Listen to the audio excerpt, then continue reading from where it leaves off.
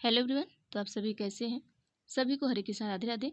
जैसा आप सभी को पता है कि आपका पीवाईक्यू चल रहा है सीटेट का, और ये जो पीवाईक्यू आपका है वो सीडीपी का है। तो यहाँ पर देखिए हमने 15 क्वेश्चन किया है, और इसके पहले हमने आपको लगभग 8 से लगभग 5 आपको 5 वीडियो हमने आपको प्रोवाइड कर दिया है। ये आपकी आज 6वीं वीडियो है, ठीक है। तो चलिए यहाँ पर हम देखते हैं, क्वेश्चन नंबर 16 से स्टार्ट करते हैं, और इसके बाद आपको जो बाकी की वीडियो रहेगी वो बाद में आपको मिल जाएगी। चलिए देखते हैं क्वेश्चन नंबर 16। निम्नलिखित में से कौन समावेशी शिक्षा की भावना का पालन नहीं करता है? तो देखिए यहाँ पर नहीं नहीं को आप याद रखेंगे, जैसा कि हम आपको हमेशा बताते हैं। देखिए बीच बीच में हम आपको निगेटिव पॉजिटिव वर्ड को भी बताते रहते हैं, उसका ध्यान रखिएगा, नहीं का ध्यान रखिएगा, क्योंकि ये अगर हम नहीं छोड़ देते हैं तो नहीं में देखिए आपको क्या होता है, 3 क्वेश्चन जो आपके होते हैं वो पॉजिटिव होते हैं और 1 क्वेश्चन निगेटिव होता है। तो जो नहीं में निगेटिव क्वेश्चन होता है वही आपका सही होता है, और 3 पॉजिटिव वाला नहीं। तो हम क्या करते हैं कि हम जैसे ही ऑप्शन को देखते हैं पॉजिटिव, और उस पर टिक कर देते हैं तुरंत, और 3 के ऑप्शन को पढ़ते ही नहीं है। तो कोई भी क्वेश्चन आप पढ़ने से पहले आप चारों क्वेश्चन को एकदम अच्छी तरीके से पढ़ेंगे, और क्वेश्चन में नहीं है हाँ है इस चीज़ को ज़्यादा ध्यान देंगे। यहाँ से आप ज़्यादा गलती करते हैं। अब चलिए हम ऑप्शन बता देते हैं, क्योंकि ये बहुत ज़रूरी था बताना। चलिए आइए देखते हैं ऑप्शन क्या है हमारा। तो देखिए ऑप्शन नंबर ए आपका जो है, ऑप्शन नंबर ए में कहा है कि विभेदित निर्देश, बी में कहा है सीखने के लिए सार्वभौमिक डिजाइन, सी में कहा गया है कि पृथकीकरण और नामीकरण, और डी में कहा गया आपको सहयोगपूर्ण सीखना। तो आप सभी उत्तर बताइएगा। देखिए इसमें क्या है ना, थोड़ा आपका जो क्वेश्चन है वो क्वेश्चन थोड़ा बड़ा है, तो जो ऑप्शन है आपका दूसरी तरफ हो गया है। तो चलिए इसका जो उत्तर है, उत्तर हमको बता देना चलते हैं कि ऑप्शन नंबर सी आपका बिल्कुल सही होगा, ठीक है। पृथकीकरण और नामीकरण। देखिए कभी भी हम बच्चे का क्या करेंगे, लेबलिंग नहीं करेंगे। हमने आपको हमेशा बताया है कि बच्चे का कभी भी हम लेबलिंग मतलब कि पृथकीकरण नहीं करेंगे, और क्या नामीकरण नहीं करेंगे। देखिए जहाँ भी आपका लेबलिंग आएगा, ये आपका निगेटिव वर्ड है लेबलिंग, तो ये हम कभी लेबलिंग नहीं करेंगे। तो ऑप्शन नंबर सी बिल्कुल गलत हो जाएगा। देखिए विभेदित निर्देश जो है ये हम कर सकते हैं, सीखने के लिए सार्वभौमिक डिजाइन का हम यूज कर सकते हैं, ठीक है। तो देखिए हमने आपको जैसा बताया कि इसमें 3 ऑप्शन जो रहेगा आपका पॉजिटिव रहेगा, 1 निगेटिव रहेगा। सहयोगपूर्ण सीखना हम कर सकते हैं, और हमारा निगेटिव जो होगा ऑप्शन नंबर सी होगा। चलिए अगला क्वेश्चन देखते हैं 17। क्वेश्चन नंबर जो 17 आपका है, चलिए देखते हैं। देखिए क्वेश्चन थोड़ा बड़ा है, तो यहाँ पर आपको पूरा ऑप्शन लाने के लिए थोड़ा छोटा करना पड़ा, तो देखिएगा। क्वेश्चन है कि वंचित पृष्ठभूमि के छात्रों वाली कक्षा में एक शिक्षक को किसके अनुभव को साझा करने की अनुमति देनी चाहिए? ऑप्शन ए है सभी को अपने अनुभव कक्षा में लाने को से हतोत्साहित करना चाहिए। बी है कि केवल प्रभावशाली समूहों के बच्चों को अपने अनुभव साझा करने के लिए प्रोत्साहित करना चाहिए। सी है केवल वंचित समूहों के बच्चों को अपने अनुभव साझा करने के लिए प्रोत्साहित करना चाहिए। डी है अपने स्वयं के अनुभव साझा करने के लिए प्रोत्साहित करना चाहिए। तो देखिए यहाँ पर जो आपका क्वेश्चन है, क्वेश्चन को ध्यान से पढ़िएगा। अब यहाँ पर देखिए आपका जो क्वेश्चन है इसमें निगेटिव और पॉजिटिव वर्ड अगर आपको पता होगा, आप आराम से क्वेश्चन को कर जाएंगे। तो क्वेश्चन नंबर जो 17 आपका है, इसका जो सही उत्तर होगा आपका ऑप्शन नंबर डी बिल्कुल सही होगा। देखिए अब यहाँ पर हम आपको बता देते हैं, कभी भी यहाँ पर देखिए 3 यहाँ पर क्या आपके निगेटिव वर्ड है। सभी को अपने अनुभव कक्षा में हतोत्साहित करना, ठीक है। कभी भी हम बच्चे को हतोत्साहित नहीं करेंगे, ये ऐसे ही गलत हो जाएगा। दूसरे ऑप्शन पे हम आते हैं केवल, जहां ये केवल वर्ड दिख जाए तो समझ जाइए आपका क्या है, निगेटिव है, तो ये भी आपका गलत हो जाएगा। सी में हम आते हैं, यहाँ पर भी आपको केवल दिखा, देखिए, तो ये भी हमारा निगेटिव पॉइंट है, तो ये भी गलत हो गया। अब ऑप्शन नंबर 4 हमारा बचा, तो ये हमारा क्या जाएगा, सही हो जाएगा। अगला क्वेश्चन देखते हैं, क्वेश्चन नंबर 18। देखिए क्वेश्चन नंबर 18 जो है आपका, देखिए इसका जो ऑप्शन है आपको बाद में मिलेगा। क्वेश्चन ध्यान से देखिएगा, क्योंकि जैसा हमने आपको बता दिया कि पूरा स्क्रीन पे नहीं आ पाता है तो थोड़ा दिक्कत होता है। चलिए क्वेश्चन है कि शारीरिक गति विकलांगता से जूझते छात्रों को समायोजित करने के लिए स्कूलों को पहुंच और बाधा मुक्त वातावरण की सुविधा प्रदान करनी चाहिए, जिसमें निम्नलिखित प्रावधान शामिल हो। अब आइए हम देखते हैं, क्वेश्चन आपने पढ़ लिया, ऑप्शन से ही आप अपने उत्तर को दे सकते हैं। चलिए ऑप्शन देखते हैं हम। ऑप्शन ए है पहिया कुर्सी व्हील चेयर, ऑप्शन 2 है वॉकर, ऑप्शन 3 है हैंड रेल के साथ रैंप, 4 है उभरा हुआ टाइटल, ऑप्शन 5 है ब्रेल प्रणाली। तो यहाँ पर जो सही उत्तर होगा देखिए क्या हो जाएगा, ऑप्शन नंबर ए बिल्कुल सही हो जाएगा आपका। 1 2 और 3, तो यहाँ पर देखिए ऑप्शन नंबर 1 क्या होगा, सही हो जाएगा। तो पहिया, कुर्सी, व्हीलचेयर, वॉकर और हैंड रेल के साथ रैंप, ये 3 चीज़ें आपको क्या है, जरूरी है। आइए अगला क्वेश्चन देखते हैं। तो क्वेश्चन नहीं देखा तो इसका थोड़ा सा हम क्या कर लेते हैं, इसके बारे में जान लेते हैं थोड़ा सा। चलिए देखिए, शारीरिक गति विकलांगता से जूझते छात्रों को, जो शरीर से विकलांग हो, तो जो छात्र जूझ रहे हैं ऐसे, तो समायोजित करने के लिए स्कूल को पहुंच और बाधा मुक्त वातावरण की सुविधा प्रदान करनी चाहिए। मतलब उनको वहां तक पहुंचाने के लिए हमें किस चीज़ का यूज करना चाहिए, इन्होंने यही पूछा है। तो आप सभी को पता है, कुर्सी पहिए का हम यूज करेंगे, वाकर का यूज करेंगे, हैंड रेल के साथ रैंप वो जा सकते हैं। हैंड रेल के साथ रैंप का मतलब होता है कि जैसे हाथ में, आप कभी देखेंगे कि जो विकलांग लोग होते हैं तो उनके हाथ में कुछ ऐसी लकड़ी का बना हुआ दिया जाता है और वो उसके सहारे से क्या होते हैं, चलते हैं। भूतल पर कक्षाओं का आयोजन, हमें क्या करना चाहिए कि जो भूतल है कभी भी हमें ऊपर, मतलब कि सेकेंड फ्लोर थर्ड फ्लोर पे ऐसे नहीं करना चाहिए। जब इस तरीके के बच्चे हों तो हमें भूतल पे ज़्यादा से ज़्यादा कक्षाओं का आयोजन करना चाहिए। शौचालय की सुविधाजनक व्यवस्था करनी चाहिए। पीने के पानी की क्या करनी चाहिए, हमें उचित व्यवस्था करनी चाहिए। तो आइए अगला क्वेश्चन देखते हैं हम। क्वेश्चन नंबर 19 आपका है कि निम्नलिखित में से कौन सी अधिगम अक्षमता से जूझने वाले छात्रों की विशिष्ट पहचान विशेषताएं हैं। ऑप्शन ए है, पढ़ने में शब्दों या पंक्तियों को छोड़ देते हैं, वर्तनी में गलती करते हैं। बी है, 2 फीट की दूरी पर चीजें नहीं देख सकते, यहाँ पर रहेगा। सी है कि एक ही गति क्रिया को बार बार करते हैं। और डी आपका हो जाएगा कि जो आपका 70 डीबी की आवाज सुन नहीं सकते। अक्षमता, ठीक है, अधिगम अक्षमता से जूझने वाले बच्चे क्या नहीं कर सकते हैं या क्या कर सकते हैं, इनकी मतलब एक पहचान आपको बतानी है, इनकी विशेषता बतानी है। तो चलिए हम आपको उत्तर बता देते हैं। ऑप्शन नंबर ए हमारा बिल्कुल सही होगा। कैसे सही होगा वो भी देखेंगे। देखिए, पढ़ने में शब्दों या पंक्तियों को छोड़ देते हैं और वर्तनी में गलती करते हैं। जिनका अधिगम अक्षमता होता है, ऐसे बच्चे कैसे होते हैं, जब वो पढ़ते पढ़ते रहे तो बीच बीच में क्या करेंगे, जैसे कि अभी हम ये लाइन पढ़ रहे हैं, ठीक है, 2 फीट की दूरी, तब तक हम क्या करेंगे, एक गति की क्रिया को छोड़कर तब तक हम कहाँ जाएंगे, यहाँ पर 70 डीबी पर आ जाएंगे। तो क्या करेंगे कि एक लाइन को छोड़ देंगे, बीच में है और इस तरीके के कुछ शब्दों को छोड़ देते हैं, तो वर्तनी में कभी कभी गलती कर देते हैं। तो ये क्या होता है, अधिगम अक्षमता होता है। ठीक है, अब अगला क्वेश्चन हम देखते हैं क्या हमारा। क्वेश्चन नंबर 20 आपका है कि प्रतिभाशाली बच्चों के बारे में निम्नलिखित में से कौन सा कथन सही है।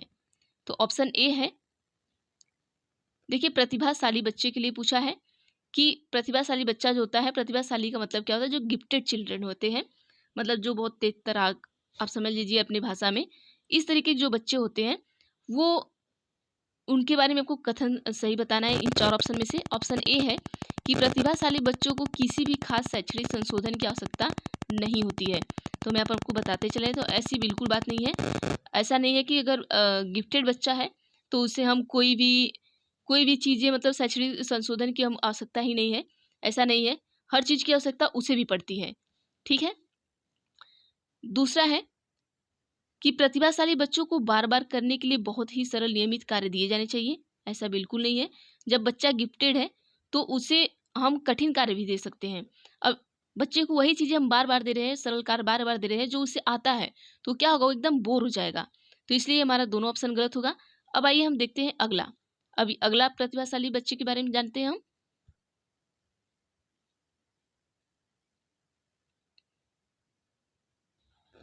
अगला है कि ऑप्शन नंबर सी देखते हैं, ठीक है। ऑप्शन नंबर सी है कि प्रतिभाशाली बच्चों में बहुत अधिक भावनात्मक परिपक्वता होती है। ऐसा ज़रूरी नहीं है कि अगर बच्चा गिफ्टेड है तो उसके अंदर बहुत ज़्यादा ही, मतलब अत्यधिक भावनात्मक परिपक्वता हो, ऐसा बिल्कुल नहीं है। ऑप्शन नंबर डी है कि प्रतिभाशाली बच्चों की सीखने की विशिष्ट ज़रूरतें होती हैं जिन्हें अक्सर कक्षाओं में नज़रअंदाज कर दिया जाता है। तो ये बात आपका बिल्कुल सही है।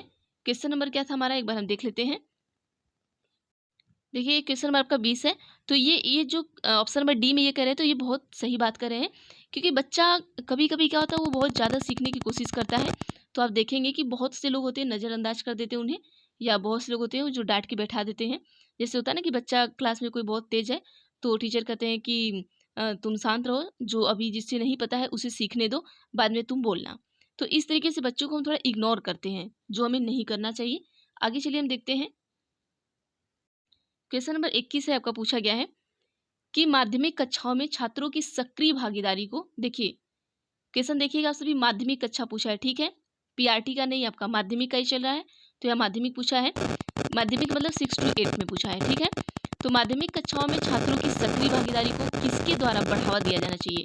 ऑप्शन ए है सकारात्मक और नकारात्मक पुनर्वलन द्वारा, बी है निष्क्रिय श्रवण द्वारा, सी है प्रतियोगिता को बढ़ावा देकर, डी है पूछताछ और जांच की प्रक्रियाओं के माध्यम से। तो चलिए देखते हैं क्वेश्चन नंबर 21 का ऑप्शन नंबर डी हमारा जो होगा बिल्कुल सही होगा कि पूछताछ और जांच की जो प्रक्रिया है उसके माध्यम से हम क्या करेंगे, सक्रिय भागीदारी को क्या करेंगे, बढ़ावा देंगे। देखिए बच्चे से क्या करेंगे, आप हमेशा पूछताछ करेंगे, क्वेश्चन पूछेंगे, तो बच्चा में क्या आएगा कि उसके अंदर जो एक्टिविटी आएगी वो अच्छी एक्टिविटी होगी और अच्छी तरीके से बच्चा चीज़ों को क्या करेगा, सीखने की कोशिश करेगा। तो इसलिए हम क्या करेंगे कि पूछताछ और जांच की प्रक्रिया के माध्यम से हम क्या करेंगे, इनकी सक्रिय भागीदारिता को क्या करेंगे, बढ़ावा देंगे।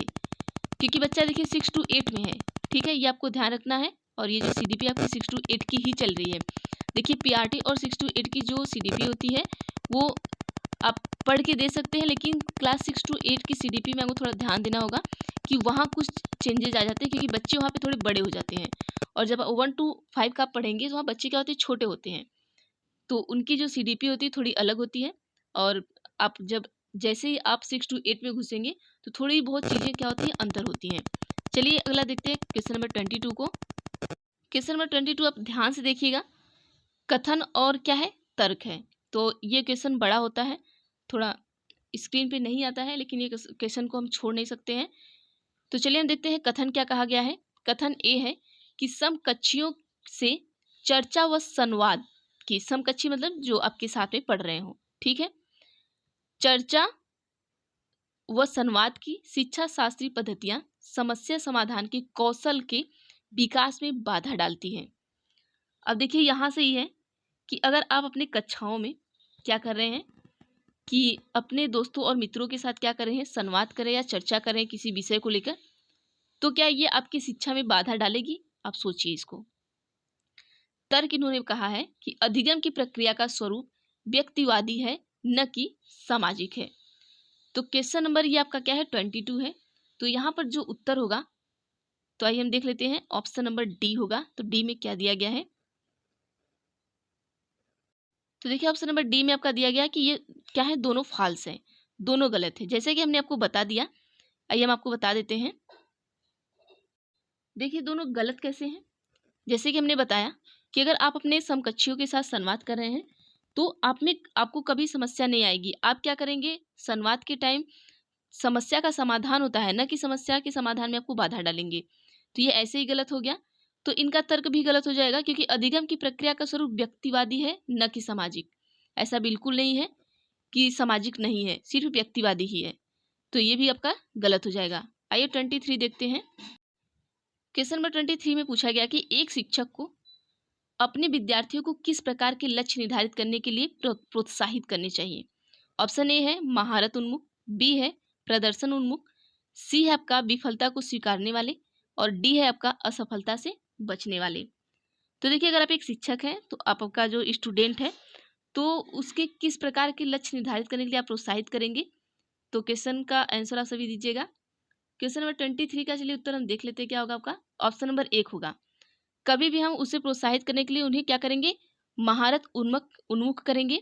क्योंकि देखिए यहाँ पर क्या है, प्रदर्शन नहीं करेंगे, विफलता को हम स्वीकारने के लिए उन्हें कभी नहीं कहेंगे कि आप फेलियर को एक्सेप्टिंग करें, ये नहीं कहेंगे।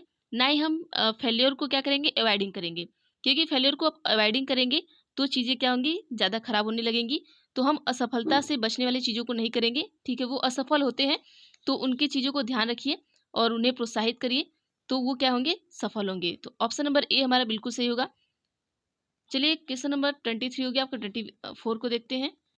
क्वेश्चन नंबर 24 में आपका पूछा गया है कि एक व्यक्ति की धारणाएं उसके सीखने पर एक महत्वपूर्ण प्रभाव डालती हैं। क्या करें, उसके सीखने पे क्या कर रही है, महत्वपूर्ण प्रभाव डाल रही है। तो निम्नलिखित में से कौन सी धारणा सीखने पे एक सकारात्मक प्रभाव डालेगी। तो क्वेश्चन में क्या पूछा गया आपको, सकारात्मक प्रभाव डालेगी, ठीक है। उनकी जो धारणा है वो क्या करें, सीखने पे तो प्रभाव डाल रही है महत्वपूर्ण, लेकिन जो उनके ऐसी इनमें से 4 आपकी क्या दी गई हैं, धारणाएँ दी गई हैं, तो इसमें से कौन-सी सकारात्मक डाल रही हैं? 3 इसमें क्या है, नकारात्मक होंगी और क्या होंगी, 1 आपका सकारात्मक होगा। तो देखते हैं ऑप्शन नंबर ए क्या है हमारा, कि मुझ में जन्मजात कोई क्षमताएँ मौजूद नहीं हैं। बी है, शिक्षक हमेशा कठिन प्रश्न बनाते हैं। सी है, अच्छे या बुरे अंक लाना अपने प्रयास पर निर्भर करता है। डी है कि भूगोल शास्त्र में मेरे कभी भी अच्छे अंक नहीं आए और मेरे प्रयास करने पर भी इसमें अच्छे अंक नहीं आ पाएंगे। तो यहाँ पर देखिए आपका जो ऑप्शन नंबर ए होगा, तो ये ऐसे ही गलत हो जाएगा, क्योंकि जन्मजात कोई भी क्षमता मौजूद नहीं होती यहाँ पर, और शिक्षक हमेशा कठिन प्रश्न पत्र बनाते हैं, ऐसा बिल्कुल नहीं है। तो देखिए ऑप्शन नंबर सी हमारा बिल्कुल गलत, सॉरी बिल्कुल सही हो जाएगा, क्योंकि अच्छे या बुरे अंक लाना अपने प्रयास पर निर्भर करता है। हमें बच्चे को ये सकारात्मक प्रभाव डालती है, ठीक है, किस पे, सीखने पर एक सकारात्मक प्रभाव डालती है।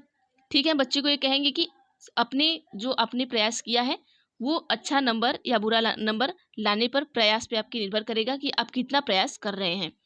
अगला क्वेश्चन देखते हैं हम, हमारा क्या है 24 के बाद 25 पर आ जाते हैं। क्वेश्चन नंबर 25 है, संरचनावाद का सिद्धांत पूछा गया आपसे। देखिए देखिए हमने आपको जैसे बताया था कि जो संरचनावाद का सिद्धांत है, छोड़िए इसको, नहीं देख लेते हैं। देखिए संरचनावाद का जो सिद्धांत है, हमने आपको बताया था, सिद्धांत के बारे में हमने बहुत बताया है। तो अभी आपकी जो क्लासेस है वो चल रही है, जैसा कि मैंने आपको बताया कि अभी हम घर आए हुए हैं, तो 2-3 दिन में अगर हम हॉस्टल जाते हैं, क्योंकि हमने अपना माइक भूल गए हैं और सारा जो भी आपका मटेरियल है, जो कुछ भी है पीडीएफ है, वो वहीं पे छूट गया है। तो जो आपकी रात 8 बजे जो थियरी की क्लासेस आती है, 3 से 4 दिन बाद वो आपका आना स्टार्ट हो जाएंगी। तो इसमें से कोई भी क्वेश्चन ऐसा नहीं है जो आपका छूटेगा, तब तक आप प्रैक्टिस सेट को करते रहिए। तो ऑप्शन ए आपका क्या पूछ रहा है, सॉरी ऑप्शन ए है कि सीखने में अधिगमकर्ता की भूमिका को महत्वपूर्ण मानता है, जिससे वह संसार के बारे में खुद ही समझ बनाते हैं। ऑप्शन बी है कि जानकारी के स्मरण व उसके प्रत्यास्मरण की परीक्षा पर जोर देता है। सी है शिक्षिका की प्रभुत्व भूमिका पर जोर देता है। डी है कि निष्क्रिय अनुकरण की अधिगम में भूमिका पर जोर देता है। तो संरचनावाद का जो सिद्धांत है वो किस पर जोर देता है, आपको ये बताना है। तो चलिए हम देख लेते हैं, जो हमारा संरचनावाद का सिद्धांत है वो क्या करता है, निष्क्रिय अनुकरण की अधिगम में भूमिका पर क्या करता है, जोर देता है। तो क्वेश्चन नंबर 25 का हो जाएगा आपका ऑप्शन नंबर डी बिल्कुल सही होगा। अब आइए 25 के बाद 26 देख लेते हैं।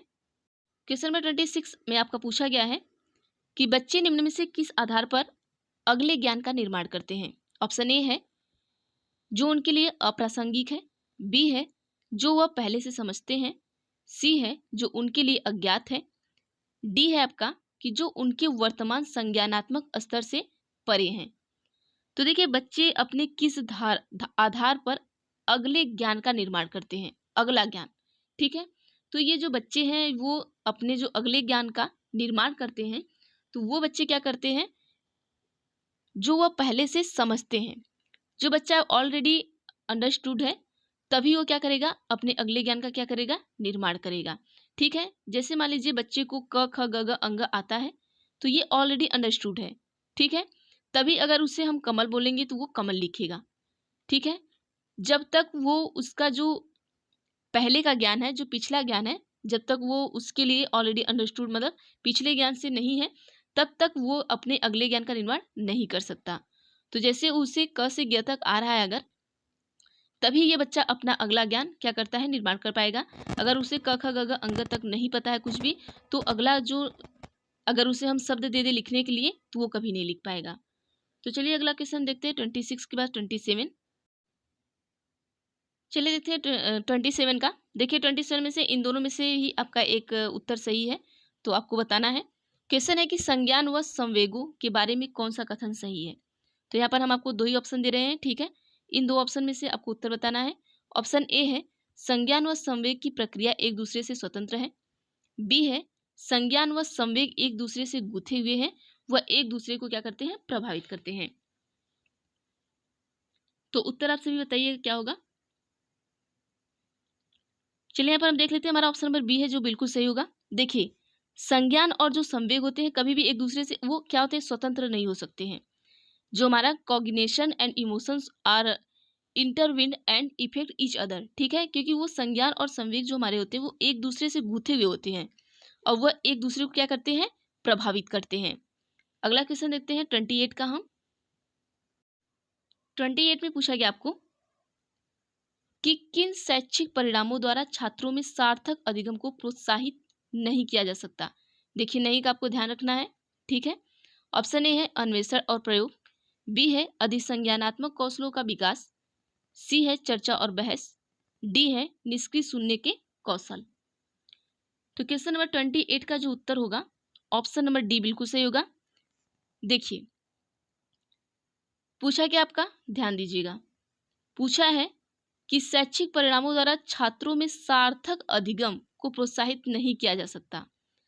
अन्वेषण और प्रयोग द्वारा आप प्रोत्साहित कर सकते हैं, अधिसंज्ञानात्मक कौशल के विकास द्वारा भी कर सकते हैं, चर्चा बहस करके भी आप प्रोत्साहित कर सकते हैं, ठीक है। लेकिन यहाँ पर निगेटिव क्या है, निष्क्रिय। अगर ये सक्रिय रहता तो ये भी उत्तर आपका सही होता, मतलब गलत होता, क्योंकि नहीं है। देखिए जब भी आपको क्वेश्चन में नहीं आए तो समझ लीजिए आपका जो उत्तर भी होगा वो निगेटिव ही होगा। अगर क्वेश्चन में निगेटिव आ रहा है तो उत्तर में भी आपका जो निगेटिव वाला ऑप्शन है वही सही होगा, ये ध्यान रखिएगा। तो ऑप्शन नंबर डी बिल्कुल सही होगा, क्योंकि यहाँ निष्क्रिय सुनने के कौशल है। अगर ये सक्रिय हो जाता तो ये भी आपका क्या होता है, ये भी उत्तर नहीं होता। अगला क्वेश्चन देखते हैं हम, क्वेश्चन नंबर 28 के बाद 29।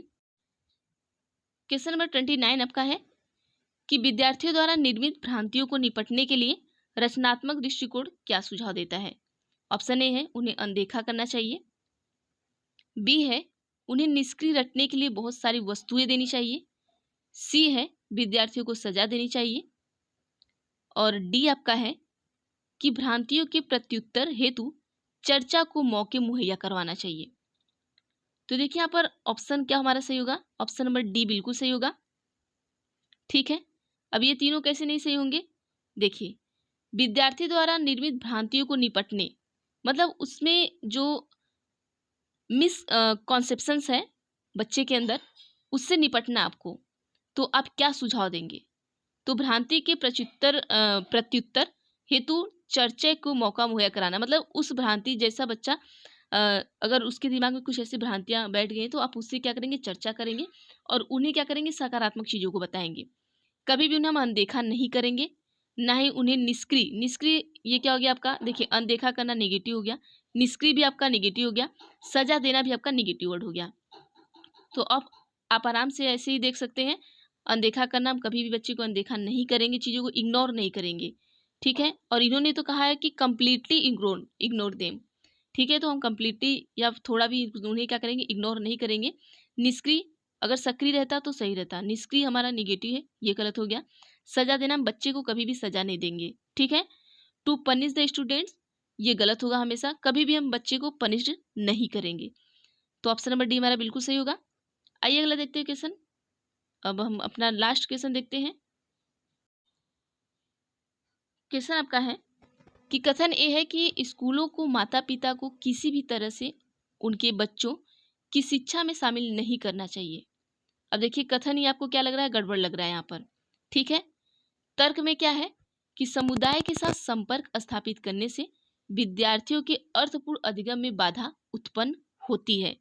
तो आपको क्या लग रहा है कि क्या अगर आप एक माता पिता हैं तो स्कूल को माता पिता के किसी भी तरह से उनके बच्चे को शिक्षा में शामिल नहीं करना चाहिए। ऐसा बिल्कुल नहीं है। आप सभी को पता है कि हमेशा उनको क्या करना चाहिए, शामिल करना चाहिए। यहाँ नहीं दिया तो ये ऐसे ही गलत हो गया। इन्होंने तर्क भी दिया है कि समुदाय के साथ संपर्क स्थापित करने से, समुदाय का मतलब ग्रुप के साथ इन्होंने कहा है कि संपर्क अगर स्थापित कर रहा है बच्चा तो विद्यार्थी के अर्थपूर्ण अधिगम में बाधा उत्पन्न होती है। ऐसा नहीं है, जब बच्चा समुदाय में सीखेगा तो बहुत अच्छी तरीके से सीखेगा। तो यहाँ पे तो आपका ये भी गलत हो गया, ये भी गलत हो गया। तो ए और आर दोनों गलत हैं। तो ऑप्शन नंबर डी में आपका आ रहा है कि ए और आर हमारा क्या है, दोनों गलत हैं। तो चलिए आपका लास्ट क्वेश्चन था, हमने 15 क्वेश्चन देख लिया है। बाकी हम जो भी है अगले वीडियो में करेंगे। तो ऐसे हम 15 क्वेश्चन को लेकर चलेंगे। और बाकी बच्चा आपका एसएसटी, तो एसएसटी को भी हम कुछ दिन में कराएंगे ही। और आपका जो सीडीपी है उसको हम कंप्लीट कराएंगे। 2011 से लेकर आपका 2024 तक का जो पेपर है उसको कराएंगे। और कुछ दिन बाद देखेंगे तो हम पीआरटी का भी जो आपका सीडीपी है उसको भी स्टार्ट कर देंगे। तो आप सभी वहाँ से भी कर लीजिएगा, क्योंकि पीआरटी और इससे काफ़ी सीडीपी मिलती जुलती हैं। तो आप दोनों कर लेंगे तो आपका लगभग 24 से 25 क्वेश्चन आप आराम से ला सकते हैं। नहीं तो आप लगभग आपसे 28 से 29 क्वेश्चन तो आप सही करके आ ही सकते हैं। तो चलिए आज के लिए बस इतना ही करते हैं, बाकी हम देखते हैं अगली वीडियो में। और प्लीज़ अगर वीडियो अच्छी लगी तो वीडियो को लाइक कर दीजिएगा, और चैनल पर नए हैं तो प्लीज़ चैनल को सब्सक्राइब कर लीजिएगा, बेल आइकन को भी क्लिक कर लीजिएगा ताकि मैं जो भी वीडियो बनाऊँ आप तक ज़रूर पहुँचे। तो थैंक यू एवरीवन।